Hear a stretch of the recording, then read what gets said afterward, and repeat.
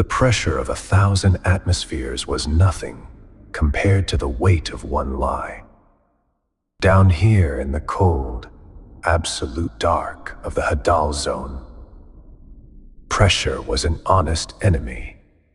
It was a physical constant, a law of the universe that sought to crush the thin shell of his submersible, the Reaper, into a compressed sphere of scrap metal and pulped flesh. It did not pretend to be your friend. It did not smile while it squeezed the life from you. Kaelen Voss respected its brutal sincerity.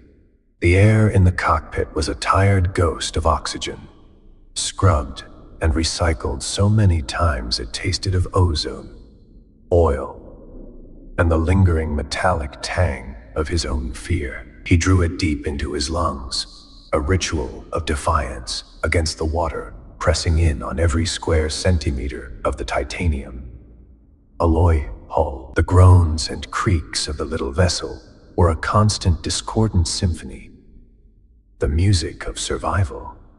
Each pop and ping was a note in a song that could end abruptly, without a crescendo, just a final, percussive implosion, a sound he would never hear. His world was a 3-meter sphere, a womb of cold metal and flickering light.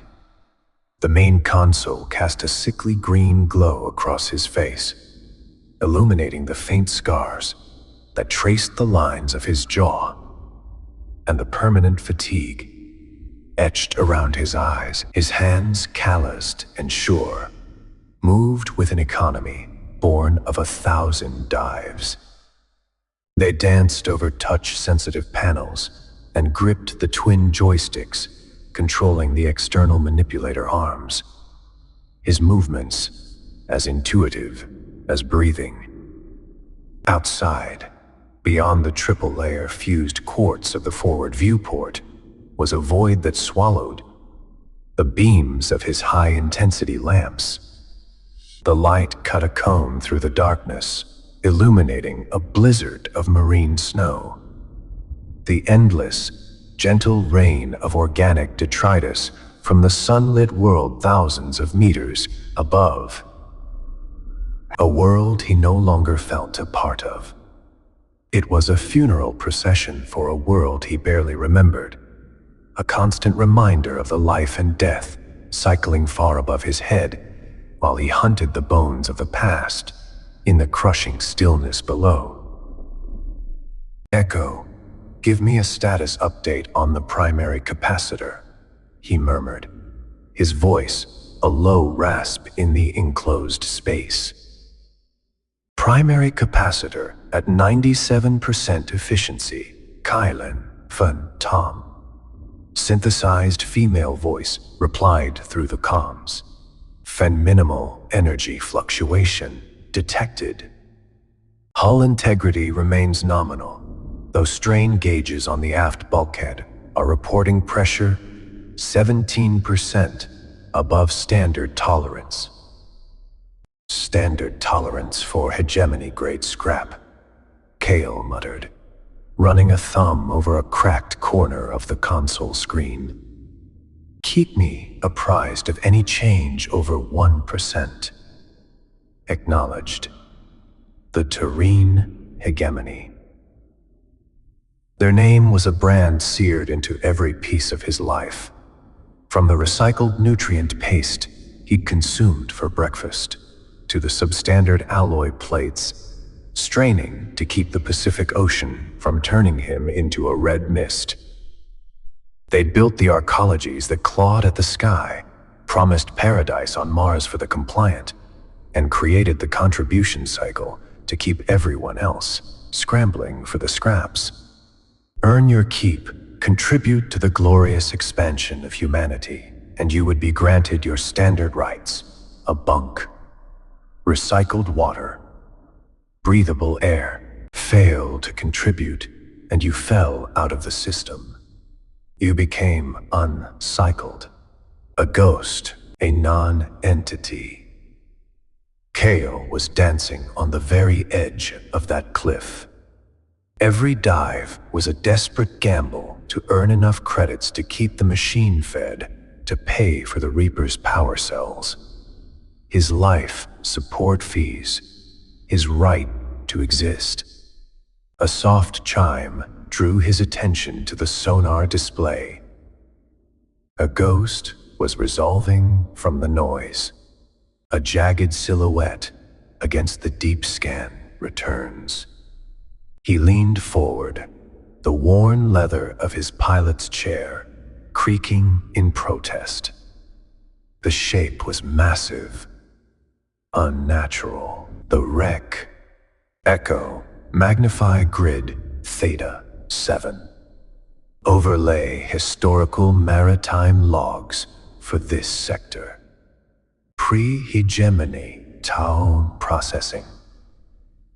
Cross-referencing. Match found. Pre-hegemony naval vessel. Designation. That's Vigilance. Sovereign class. Destroyer. Scuttled during the final days of the Pacific standoff. Secession wars. A Vigilance. A warship.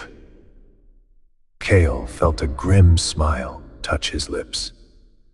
Warships were treasure troves. Armor plating made of high-density tungsten composites, reactor cores shielded with osmium alloys. Weapon systems packed with rare earth elements. Things the hegemony, for all its posturing, was desperate to reclaim and melt down for its own grand projects. A good haul from a wreck like this could keep him in the cycle for 6 months. Maybe even 7. He nudged the controls, and the Reaper responded with a low thrum from its thrusters, gliding through the abyssal murk like a patient predator. The wreck grew on his screens, a mountain of dead steel lying canted on the seafloor. As it entered the range of his lights, the reality of it was breathtaking. It was a tomb. The hull was draped in ghostly white carpets of chemosynthetic bacteria, feeding on the slow leak of metals from its decaying frame. Strange, bioluminescent creatures drifted through its shattered corridors like lost souls. His target was the command bridge. It was the most dangerous point of entry, a tangled mess of collapsed decking and sheared conduits. But it was also where the ship's primary tactical console would be. The data cores, if they were intact, were worth more than 10 tons of armor plating. He navigated the Reaper closer, his focus absolute. The world narrowed to the dance of his fingers on the controls and the feedback, humming through the joysticks. He was an extension of the machine. His mind the processor, his will the current that drove it. Debris floated around the wreck in a silent, slow-motion ballet of destruction. He dodged a sheared-off gun turret, its barrel pointing accusingly at the crushing dark, and slipped through a gash in the hull, wide enough to swallow his submersible whole. The external cameras showed him the bridge, or what was left of it. The forward viewports had been shattered, leaving a gaping maw. Inside, consoles were ripped from their moorings, and the skeletal remains of the command crew were still strapped into their chairs, preserved by the cold and the pressure. A silent, eternal vigil. The sight clawed at him, pulling a memory from the deep, pressurized vault of his mind. The scream of tortured metal. The flash, so bright it burned through his eyelids, leaving a negative image of the world printed on the inside of his skull. The smell of ozone and cooked meat. His bridge, not the cold, silent tomb of the Vigilance, but the bridge of the Dauntless, alive with fire and screams, and the catastrophic failure of every system at once. He was on the floor, the deck plating hot enough to melt his boots. A klaxon blared, a frantic, shrieking pulse that was the warship's death rattle. He looked up through the smoke and strobing emergency lights and saw his executive officer, Lena. She was pinned under a collapsed ceiling support, her face a mask of calm professionalism, even as blood bloomed across the front of her uniform. Her mouth was moving. She was giving an order. He couldn't hear it over the roar. Kael. Her voice cutting through the din for just a second. Not an officer's command, but a plea. The core, you have to. The rest was lost to another explosion that shook the ship to its foundations. He had scrambled to his feet, his training screaming at him to get to the escape pods, to save the crew. But her eyes held him. The lie was there, in her gaze. The one they had both agreed to. The one that said this mission was sanctioned, that their orders were legitimate, that they weren't betraying the very hegemony they had sworn to serve for a cause. They barely understood, a cause that was now getting them all killed. He had a choice. A single, crystalline moment of decision. The crew, or the truth, locked away in the ship's data core. The truth that would expose the lie. He looked at Lena, trapped and dying at the burning bridge, and he ran. Not for the escape pods, for the aft data vault. A violent jolt threw him against his restraints, ripping him from the memory. An alarm shrieked through the cockpit, a high-pitched digital scream that was painfully real. Echo, report, he barked, his heart hammering against his ribs. The ghosts of the Dauntless receded, replaced by the immediate, crushing reality of the abyss. Fist-T collision alert. Starboard manipulator arm has snagged on exposed superstructure. Minor buckling detected at the articulation joint. Recommend immediate disengagement. Damn it. He exhaled, his breath fogging a small patch of the viewport. He'd let the past drift him off course. A rookie mistake. A fatal one. Down here. He eased back on the starboard joystick, his touch delicate. The Reaper's claw was caught in a tangle of reinforced cabling, hanging from the destroyer's shattered bridge. Pulling too hard would shear the arm or, worse, destabilize the wreckage and bring a few hundred tons of corroded steel down on top of him. His internal monologue was a stream of curses directed at himself, at the hegemony for the cheap parts in his manipulator, at the universe for its impeccable timing. Time seemed to slow, each second stretching into a small eternity. The groan of the Reaper's hull was a low moan now. A beast in pain, he could feel the strain through the frame of his chair. A vibration that resonated deep in his bones. He toggled the camera view on his console, switching to the feed from the arm-mounted unit. The view was a chaotic mess of torn metal and thick cables, wrapped around the claw's pincers like metallic pythons. He had to cut himself free. With his left hand, he activated the cutting laser mounted on the other manipulator arm. A low hum filled the cockpit as the weapon charged. On the screen, a targeting reticle appeared. He had to be precise. One slip, and he could sever a hydraulic line on his own arm, bleeding its lifeblood into the water and rendering it useless. He took a breath, held it, and fired. A pencil-thin beam of intense blue light shot from the emitter. It struck the cable, and the water around the point of contact, instantly boiled into a cloud of frantic bubbles. The laser was slow, agonizingly so. It was designed for salvage, not combat. Another hegemony cost. Saving measure. It chewed through the first cable. Then the second. The tension on the snagged arm audibly lessened. One more cable to go. It was thicker, wrapped around the very base of the pincer.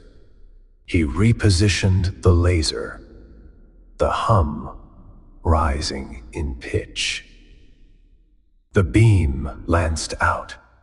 He watched the cable glow cherry red, then white hot. He was almost through when a section of the wreck above him shifted. A deep resonating thump echoed through the water. A sound felt as much as heard. A cascade of metal debris rained down. A slow motion avalanche. One piece, a jagged sheet of plating the size of his submersible, tumbled end over end, directly toward him. There was no time to think, only to act. He fired the vertical thrusters at full power, a desperate, gut-wrenching maneuver. The Reaper bucked upwards, but the snagged arm held it fast, acting as an anchor. The sheet of metal was a descending guillotine.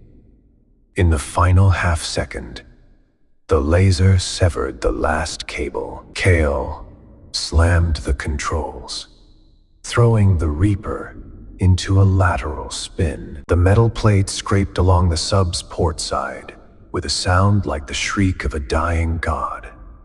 A noise that vibrated through Kael's teeth and settled in his marrow. Red lights flashed across his console. Warning, hull breach detected. Section 4. Outer plating compromised. Inner hull is holding. Repeat, inner hull is holding. He was alive, shaking but alive. He stabilized the submersible, his knuckles white on the controls. The starboard manipulator arm was a wreck, its pincers mangled, but the cutting arm was still functional. The data cores were no longer an option. He couldn't risk another entanglement. He needed something valuable, something he could grab quickly and get the hell out. His searchlights fell upon the destroyer's main cannon turret, the one he had dodged on his approach. The barrel was sheared off, but the housing for the magnetic accelerator was exposed. Inside that housing would be the focusing conduits, a tightly wound bundle of superconducting filaments. Not as valuable as the data cores, but dense, compact, and worth a small fortune in raw materials. Pushing the memory of Lena and the Dauntless down into the icy depths where it belonged, he channeled the surge of adrenaline into pure, cold focus. He was a professional. This was a job. He maneuvered the Reaper with a newfound urgency, the vessel's groans now sounding less like a symphony and more like a complaint. He positioned the remaining manipulator arm, the laser cutter, humming back to life. He worked methodically, cutting away the twisted armor around the cannon housing. Slices of metal peeled away like the petals of some monstrous flower, revealing the prize within. The conduit bundle was a cylinder of tightly woven, iridescent wire, glowing faintly in his lights. He made the final cut, freeing it from the turret. Using the claw with a surgeon's care, he gripped the cylinder, its weight making the arm sag. It was heavy, dense, perfect. He secured the conduit bundle in the Reaper's external cargo cradle, the magnetic clamps engaging with a satisfying thud that he felt through the entire sub. The salvage was his. He took a moment, letting his breathing and heart rate slow from their frantic pace. He looked at the credit value estimator on his screen. The number it spat out was adequate. It was enough. Enough to pay his debts to the Hegemony, to recharge the Reaper, to buy another month's ration of recycled air and nutrient paste. Enough to keep running in place. It was the story of his life since the court-martial. A series of desperate, calculated risks just to earn the right to take the next one. He was a rat in a maze designed by gods who had long since grown bored of watching. Echo, plot a course for the surface. Slow ascent. I don't want to put any more stress on that damaged hull than we have to. Phosphorus plotted. Initiating ascent. Estimated time to surface, 8 hours. The thrusters hummed, and the Reaper began its long, lonely journey upward. The wreck of the Vigilance shrank below him, its silent crew swallowed once more by the oppressive darkness. Kael leaned back in his chair, the tension finally draining from his shoulders, leaving behind an ache that was more than just physical. He was leaving one tomb for another. Up there was the arcology, a steel and glass cage filled with billions of people. A place where he felt more alone than he ever did down here. A world built and maintained by the lie he had once died for, and now salvaged scraps to survive in. Suspended between the crushing pressure of the abyss and the suffocating weight of the sky, he closed his eyes. 8 hours. 8 hours of silence, with nothing but the groaning of the hull and the ghosts of his past for company. Some wars, he thought, were fought just to be lost. You just tried to lose them as slowly as possible.